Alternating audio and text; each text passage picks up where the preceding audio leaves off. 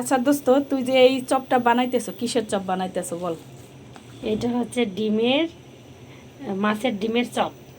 আচ্ছা, এর ভিতরে কি কি দিছিস? এর মধ্যে আছে আলু, ধনেপাতা, কাঁচামরিচ, পেঁয়াজ, ডিম, আলু বলছি তো, হ্যাঁ, আর হচ্ছে কর্নফ্লাওয়ার। কর্নফ্লাওয়ার।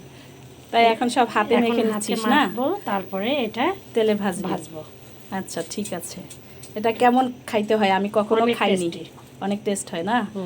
আচ্ছা ঠিক আছে, খাইয়ে আপনাদের রিভিউ দেবো গাইস। আরটা বান্ধবী হচ্ছে এখানে ফ্রেঞ্চ ফ্রাই করছিল, চা বসাই দিছিল। আমরা চার বান্ধবী, দুই বান্ধবী আছে সামনাসামনি ফ্ল্যাট, আর দুই বান্ধবীর একটু একটু দূরত্ব করে আমাদের বাসাটা।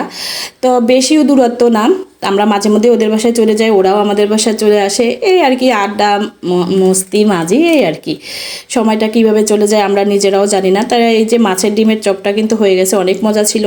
চিকেন ফ্রাই ছিল, চিকেন ফ্রাইটা আরেকটা বান্ধবী নিয়ে গেছিল। এখন বলতে পারেন আপনি কিছু নিয়ে যান নাই? না, আমি কিছু নিয়ে যাই নাই, আমি শুধু খাইছি আর বলে রিভিউ দিছি যে না সব কিছু মজা।